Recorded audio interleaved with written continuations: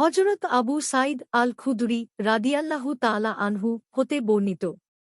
তিনি বলেন, রাসূলুল্লাহ সাল্লাল্লাহু আলাইহি ওয়াসাল্লাম জোহর ও আসরের নামাজে কত সময় দাঁড়ান তা আমরা অনুমান করতাম।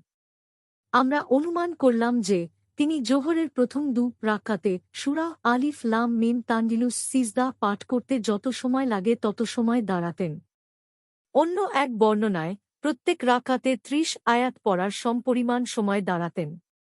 আর পরবর্তী রাকাতের অর্ধেক সময় দাঁড়াতেন বলে অনুমান করেছিলাম।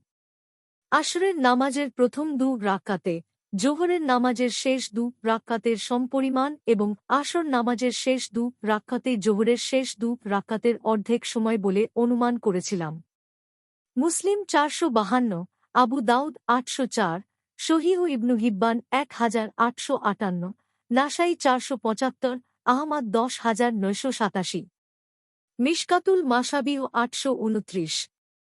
হাদিসের মান সহীহ।